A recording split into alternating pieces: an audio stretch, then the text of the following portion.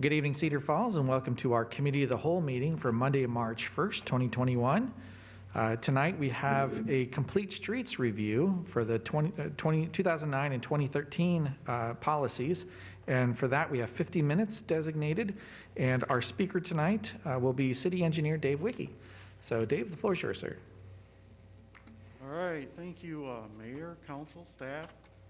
Tonight, I'll be presenting a review of our complete streets policy. As you recall, last council meeting we had a council referral to go over our complete streets policy, so that's what I'll be doing here tonight. Mr. Mayor, it's really hard to hear the speaker. Okay, so he'll bring the mic down a bit. Is that any better?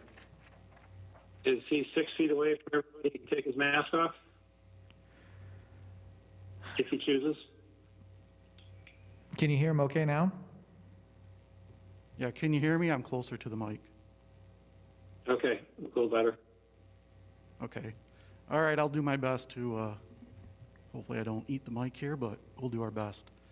So I figured let's start off with, what are complete streets? And a good place to start would just be a definition. So essentially complete streets is the planning, scoping, design, implementation, operation, and maintenance of a transportation network that reasonably addresses safety and accessibility needs for all street users, regardless of age and ability.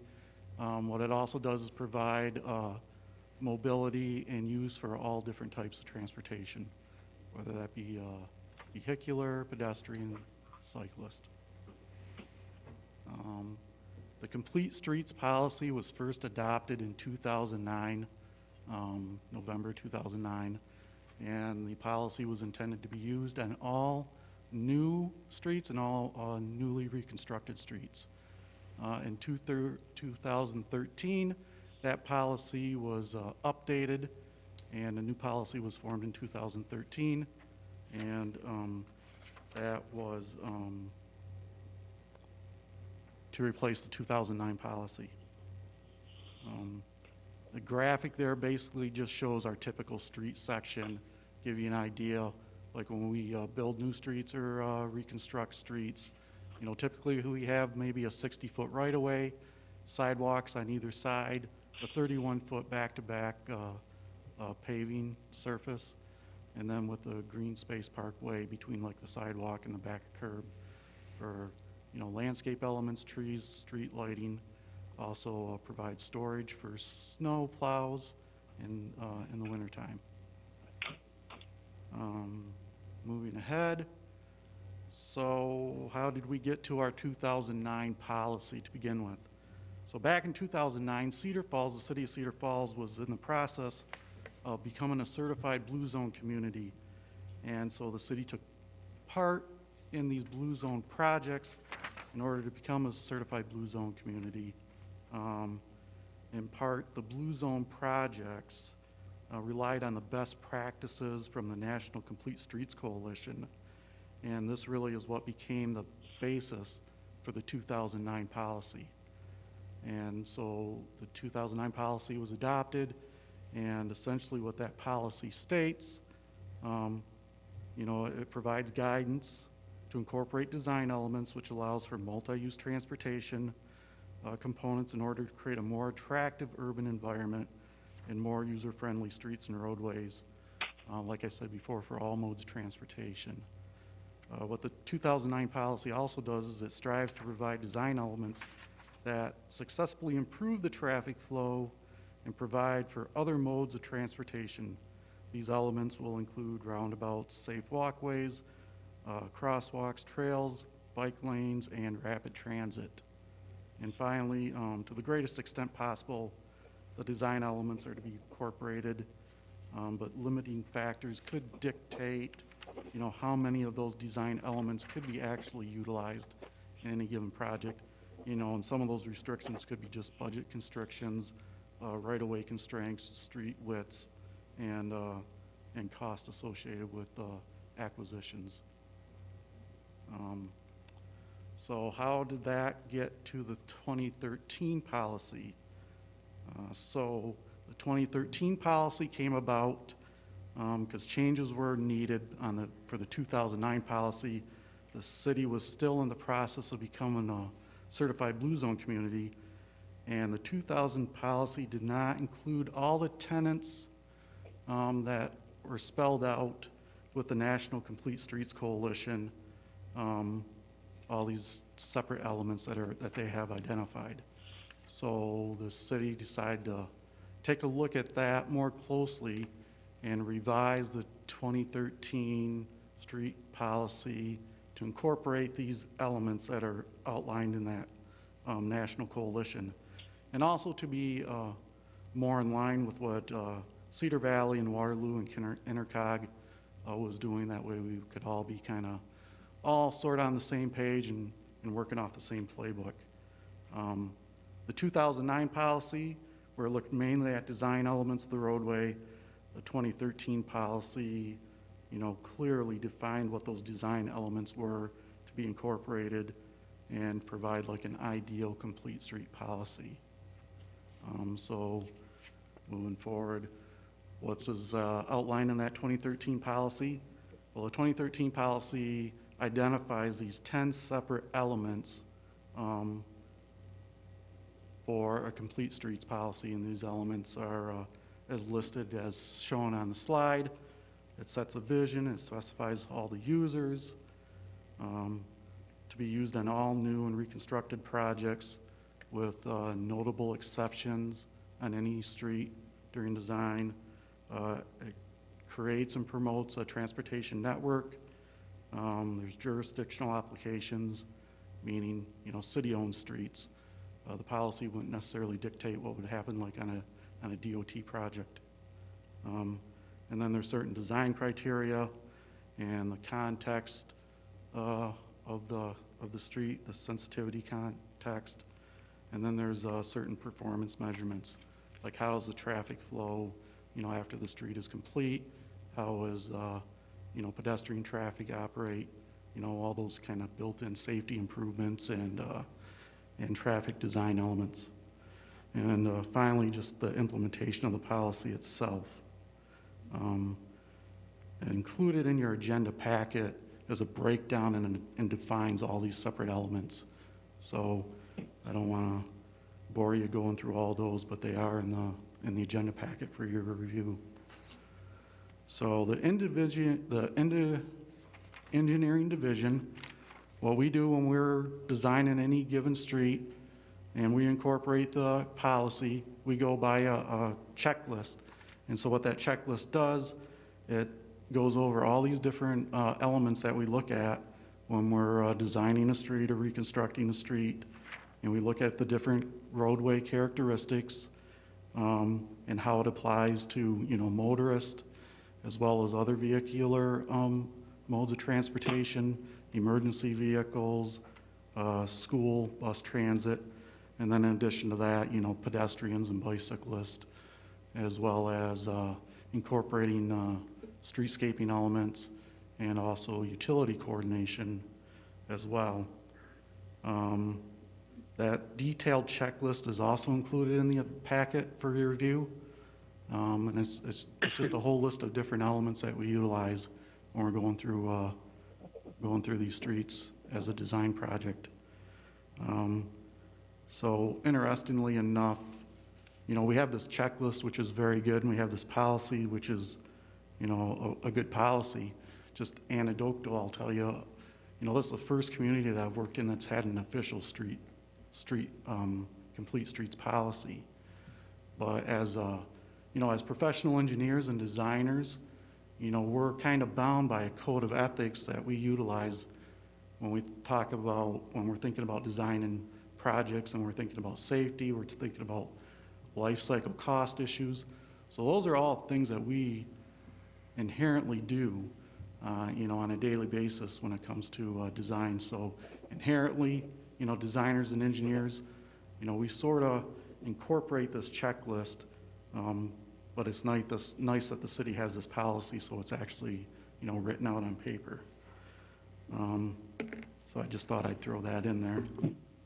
And then, just to conclude, staff looks at the policy. It works well as a guidance that we use. I'd like to note out that it doesn't necessarily lock in any particular project with one design over another design. As you know, projects ultimately come in front of council to vote on and to approve a project. So because we have this policy and we have this checklist and we have all these design criterias, because of limiting factors, so on and so forth, not every single element can be included in those designs. And then, ultimately it's up to council to vote on these projects. So basically what this 2013 policy does is it just restates Cedar Falls' existing commitment to addressing safety and accessibility needs of all street users and modes of transportation. That's regardless of age or ability or modes of transportation. We're losing the volume intermittently here. So I'll try to speak up a little bit more, but essentially that concludes my presentation. Out, actually. Councilmember Cruz, what's the issue? The audio is completely cutting out for 3, 4, 5 seconds at a time. It's not just that it's quiet. I don't know about the rest of the people. They experience the same. For Attorney Rogers, are you getting an audio cutout as well? Yeah, it's pretty consistent, but I have the overheads in front of me, and I was able to keep up with Dave. But it's still important to talk right into the microphone for us out here in the boonies. Okay, thank you. Continue. Okay, so essentially that's my presentation, and I'll open it up at this point for questions, comments. This was just for presentation purposes and for your information, so we don't really have a recommendation for any type of council action on this. Like I said, it's just for information purposes. But with that, I'll entertain any questions. Okay, thank you. For council, do we have any questions for Mr. Wiki? I do. Councilmember Sires, go ahead.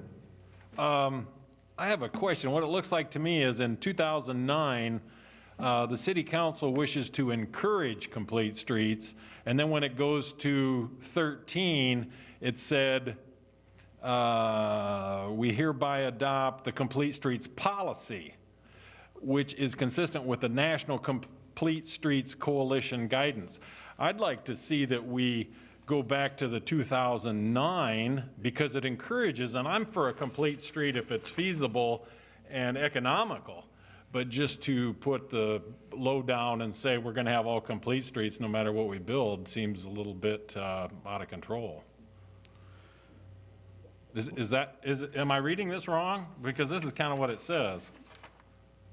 In one, it encourages, which I'm for all the different things that we can possibly do, as long as it's feasible and economical. And then when it goes to 13, then they say, we're going to adopt everything that's consistent with the National Complete Streets Coalition guidance. And that's where I see the difference. We don't have any options, and that's just put out there, and there it is. I'd rather see all the variables and all the price cost changes between roundabouts. And I know this was adopted before you were here, but that's what I see in this. Isn't that true?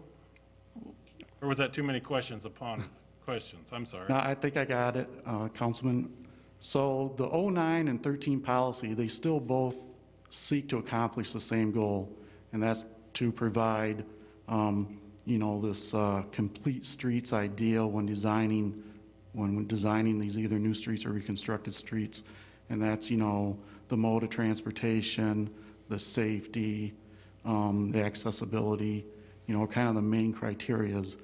The only thing that the 2013 policy really does differently is it just step-by-step sort of outlines, in addition to just, on design side elements, it looks more at like a vision and a planning aspect of it and more kind of measured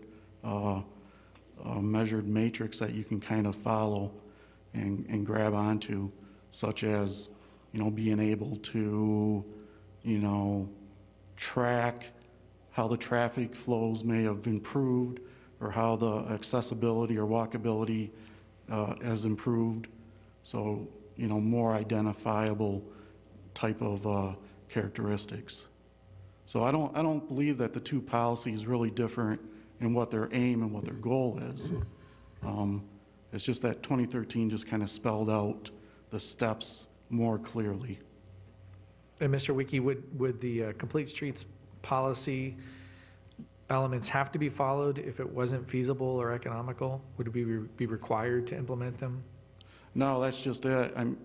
If there's restrictions, if there's exceptions, whether it's budget constraints or right-of-way constraints, or even the road width,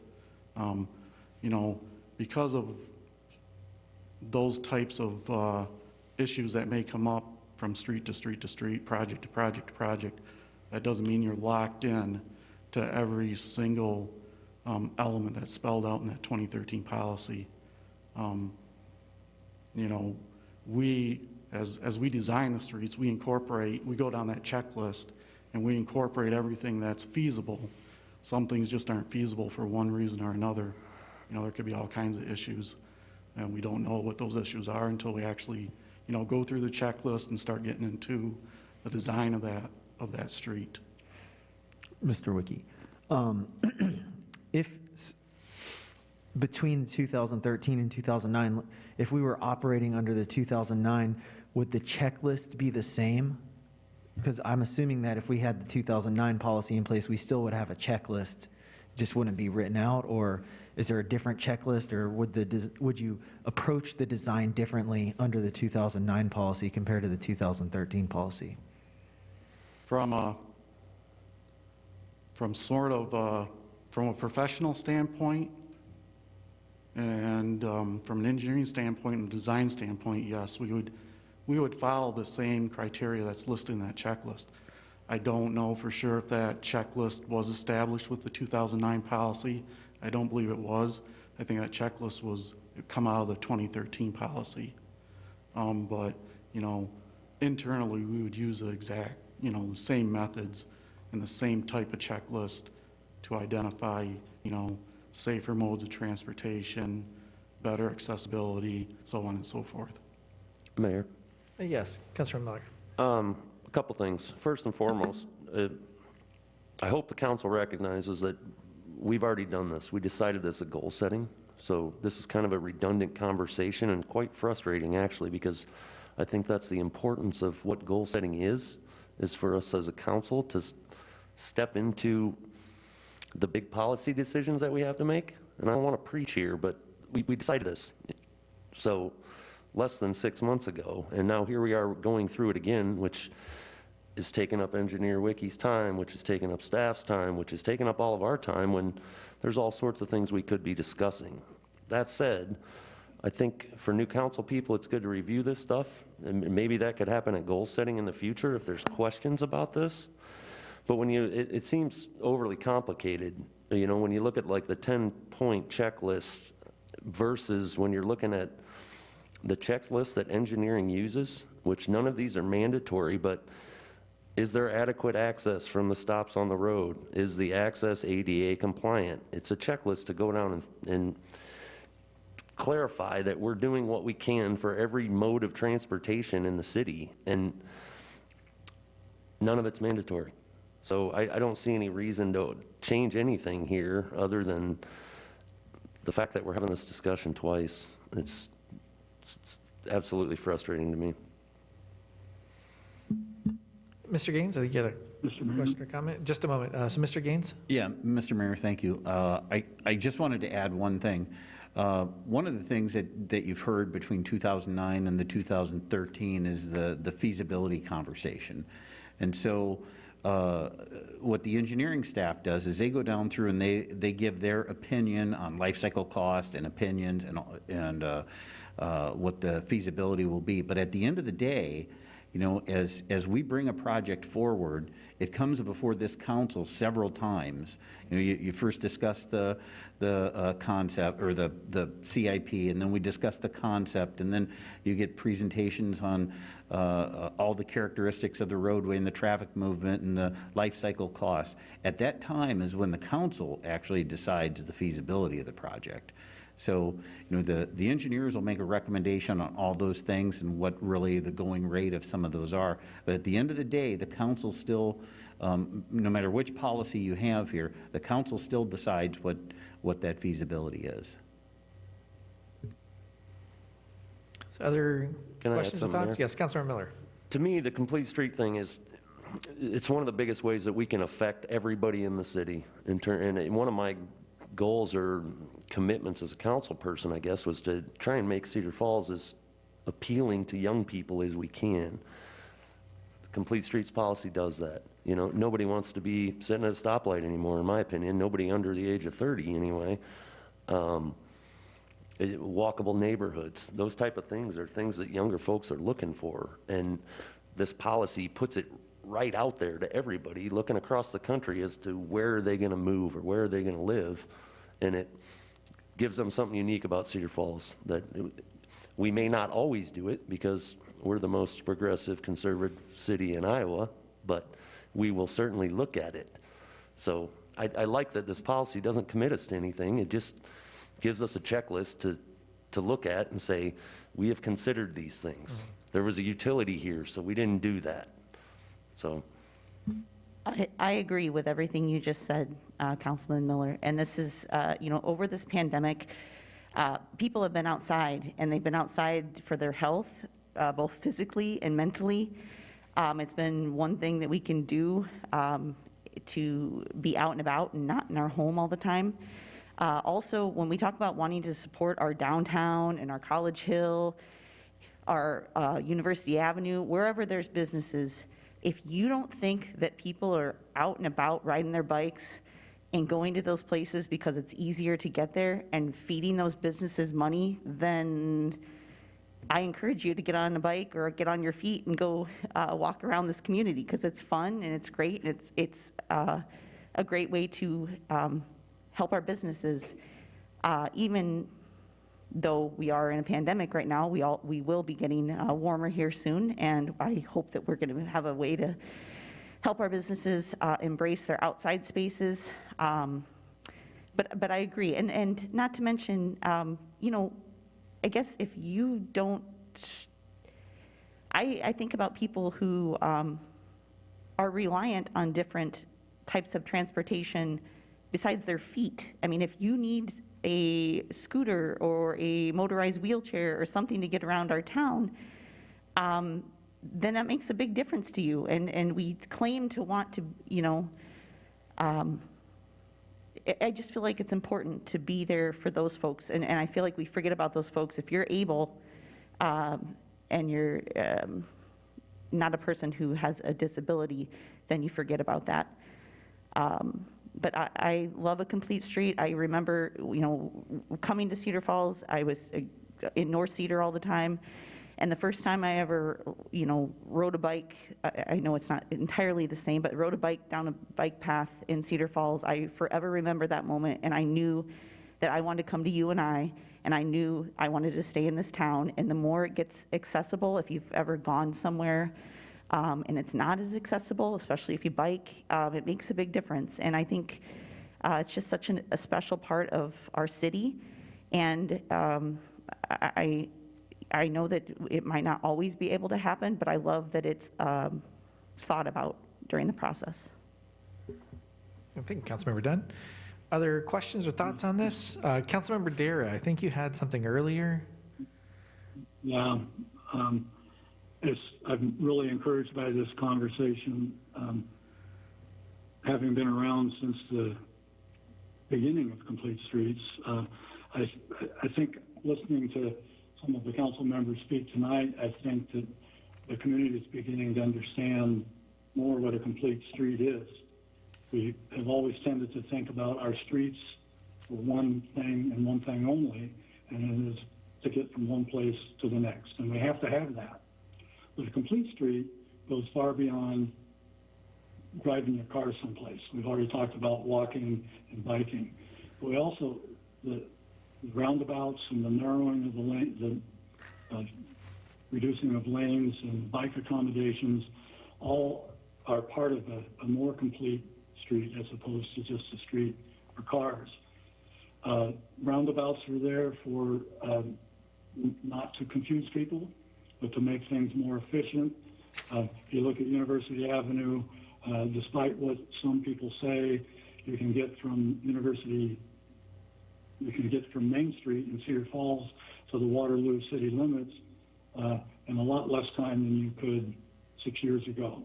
You can also do it far more safely. I don't have the numbers, but if you look at University Avenue, I know there are a lot fewer accidents, and the accidents that occur are minor fender benders, and if we're not concerned about our public safety, then what are we here for?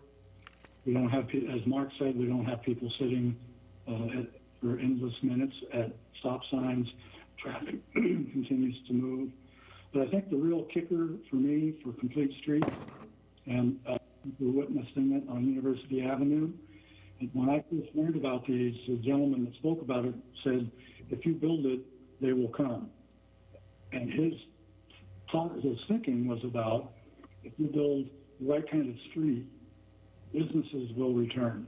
And I don't know what the numbers are, but if you look at University Avenue now compared to 5 years ago, there's millions, I know there's millions of dollars of reinvestment of businesses along University Avenue, either remodeling of buildings or new businesses altogether.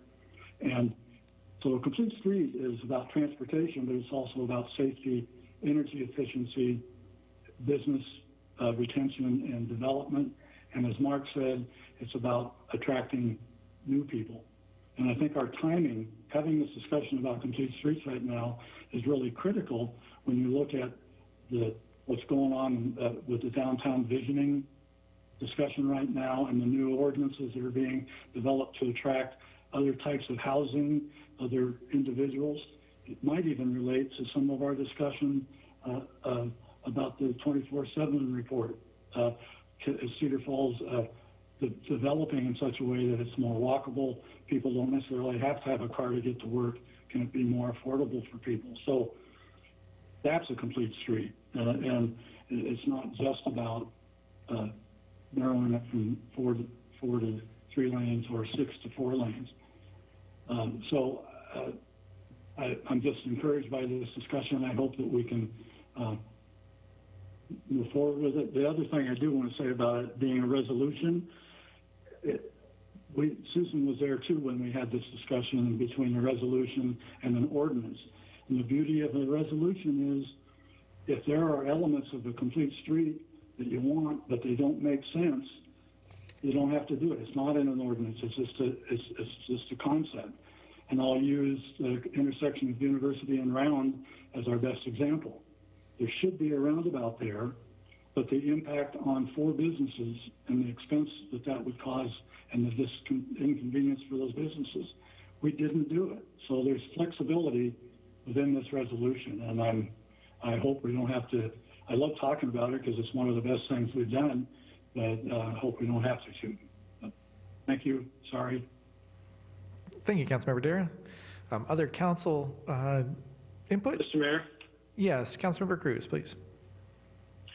Yes, thank you. I agree with Council Members Dara and Dunn on their remarks, but what I gathered from the presentation is that the 2009 version gives us the greatest extent possible to do all these elements.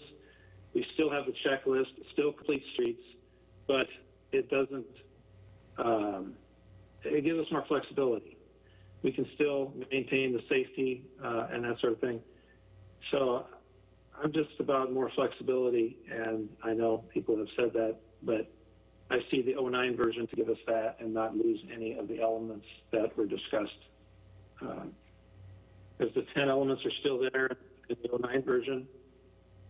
Engineering is using the detailed checklist, so I just feel the 09 version suits us well and still gives us all the elements that other council members mentioned. Thank you, Councilmember Cruz. Can I ask a question? Certainly. Councilmember Cruz, what kind of flexibility, or, I mean, is there specifics that you're talking about that the 09 allows that 13 doesn't? I mean, none of these things are mandatory, so where's the flexibility? I could reverse that question. Do you see something in the 09 version that's not available in the 2013?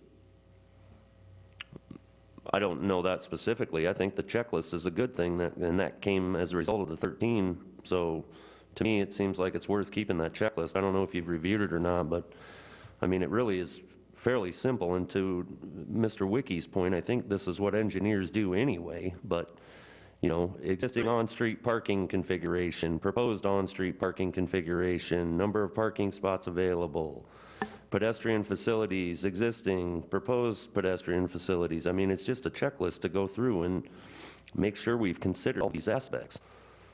So to me, I don't see any reason to go backward, but that's just me.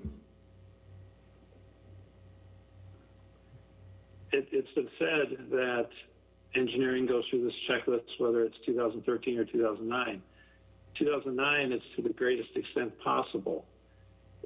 I'm seeing cases where we're putting bike lanes down the busiest streets in town and then trying to protect the bike lanes with bump outs and various things like that, when we don't appear to be looking at the neighborhood right around it as a more suitable place for a bike lane.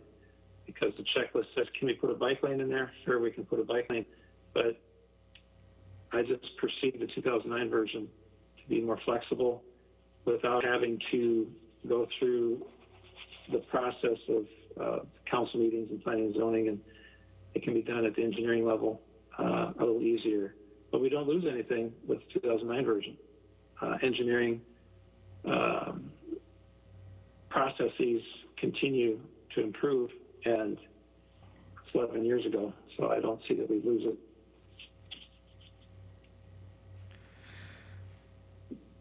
Okay, so we have some time available. Oh, yes, go ahead, Councilmember Dara. I'm sorry, I just was going to respond to Daryl that to Mark's point, and you know, some of your points might be well taken. I don't know. I don't have the two of them specifically in front of me, but that's the other frustration. If I were a staff person, I'd be frustrated that in January we spent 10 hours doing goal setting, had some discussion about complete streets, and moved on, and now we're in the process of wanting to implement a couple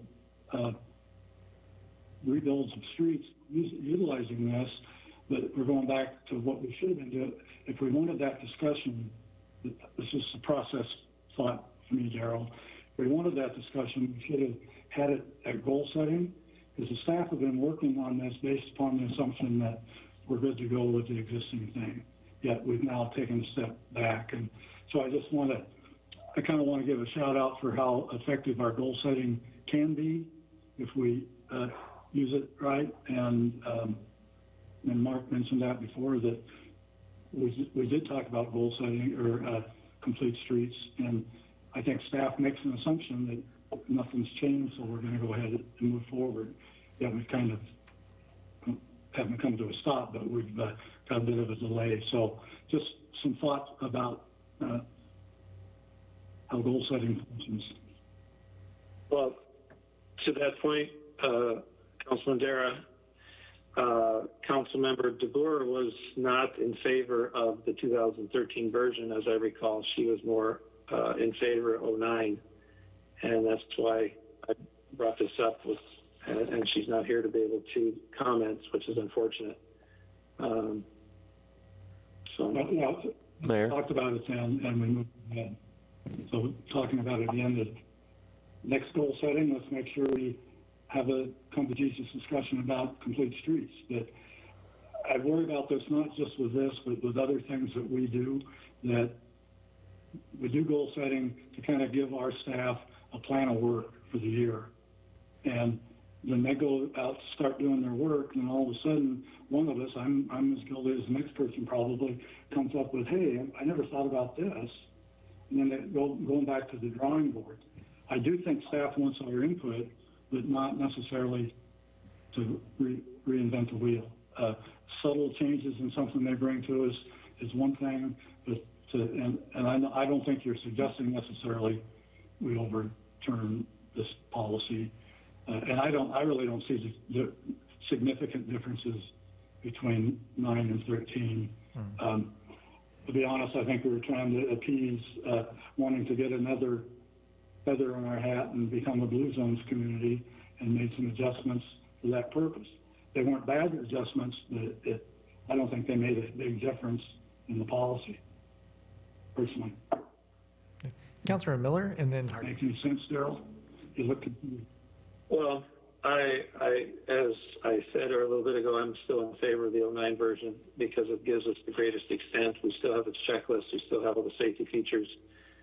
It just gives more flexibility on a number of things. So that's, I believe.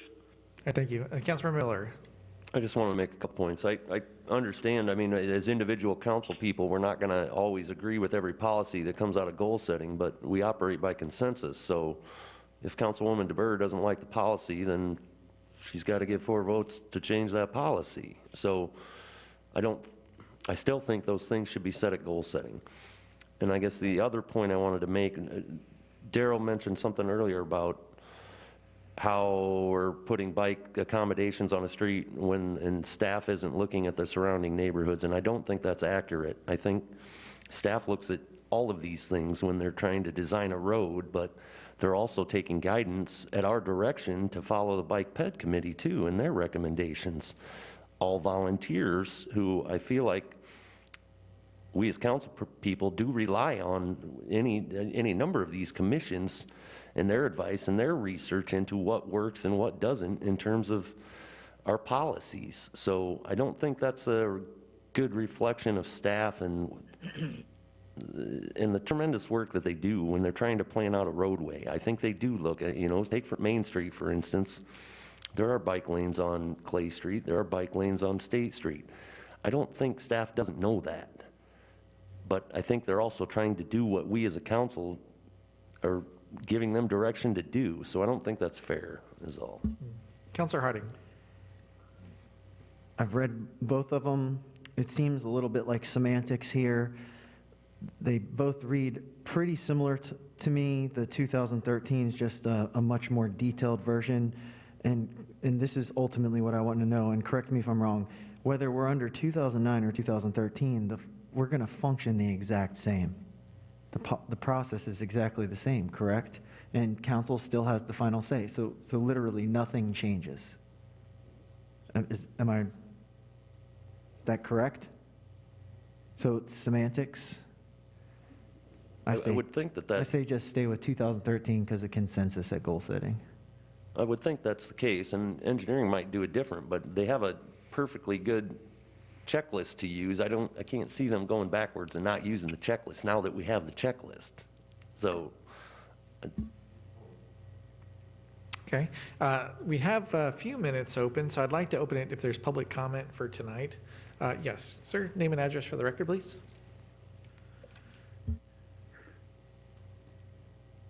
Hi, Andrew Schroll, 930 Newman Avenue. Can you hear me okay? I'm currently serving as chair of the Bicycle and Pedestrian Advisory Committee, and I'm speaking today on behalf of the committee. This review of the Complete Streets policy is an opportunity to grow awareness and reinforce why it's important to have such a policy. Properly designed complete streets provide convenient travel for bicyclists, pedestrians, and also helps for cars. The separation of travel modes frees up vehicle traffic lanes and improves safety for everyone.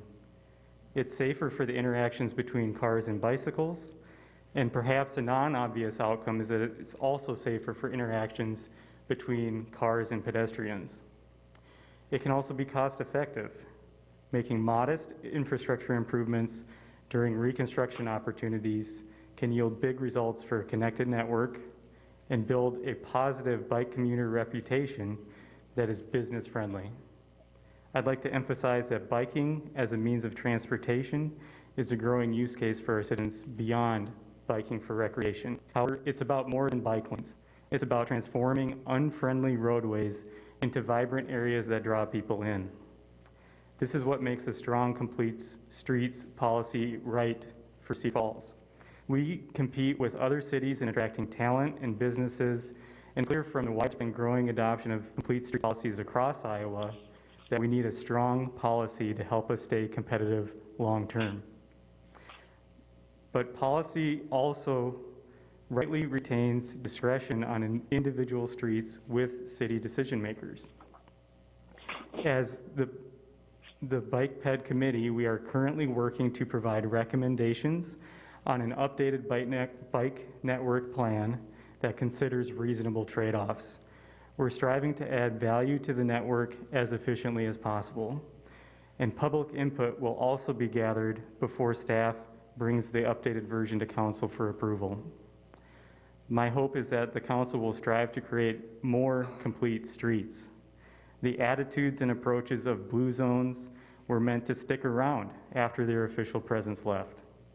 I appreciate the positive comments from council members today. Let's continue to enable healthy lifestyles through a strong complete streets policy. Thank you.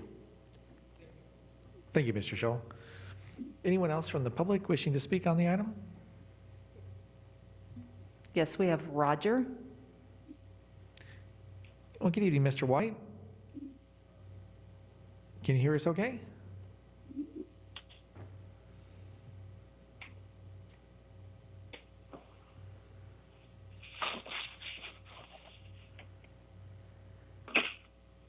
Okay, we're not hearing anything from Roger. We also have 0467. Okay, so we'll do. Can you hear me? Yes, we can hear you fine now, Roger. Just name and address for the record, please, sir.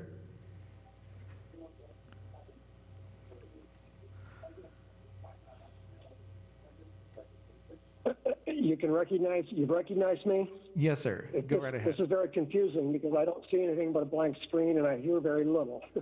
Well, you sound just fine, so go right ahead, Mr. White.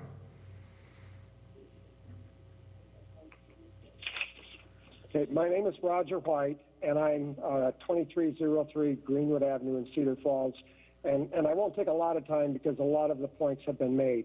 But the main thing that I want to make, the main point I want to make is that the strongest possible complete streets that has the flexibility is the 2013 version. And I would urge, as our chairperson, Andrew, just did, that we stay with the 2013 version and that we keep the strongest possible complete streets going into the future. Thank you very much. Thank you, Mr. White. 0467.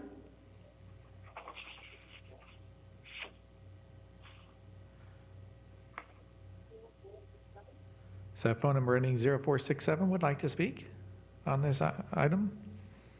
Go right ahead. Yes, this is Jim Skane, 2215.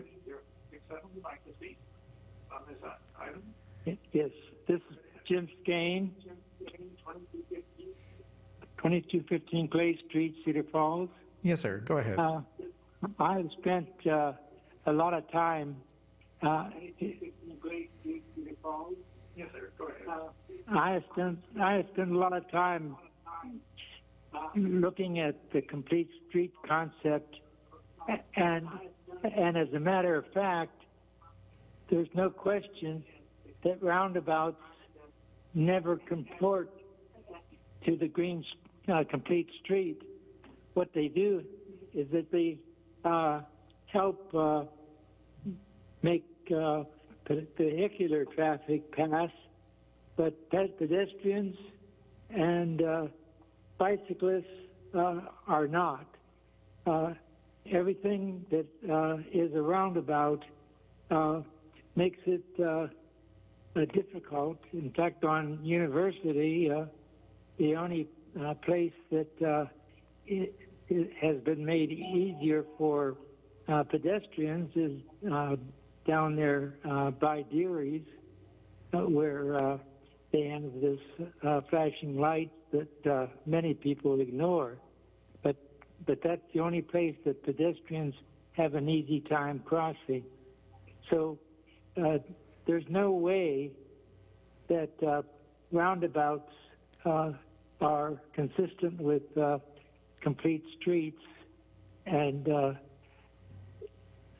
they are 5 times more expensive than a simple traffic light intersection. The traffic flows relatively easy on University at Round, where there is a traffic light, and that traffic light directs traffic in any direction and is done well.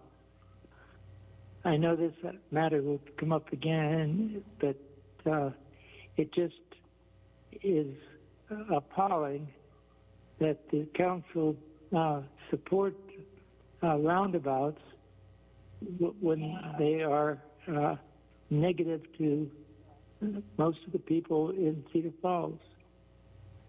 Thank you very much. Okay, thank you, Mr. Skane. And seeing no other public comment, bringing it back, any final questions or discussions or motion requests from council we can entertain in the next few minutes?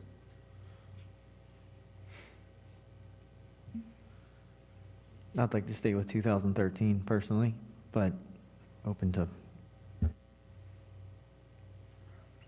Okay, seeing, Second that. well, there's not a motion really needed to continue. Okay, I'm just So this is just a review. reinforcing. Yep. Now, if there's any changes requested, that could be a motion. And I'm seeing none. So with that, then we will continue on as with the 2013 plan as we've currently done, and that'll conclude our meeting for tonight then. So we're adjourned until the top of the hour, 7 o'clock, for our regular meeting. Thank you very much, Mr. Wiki.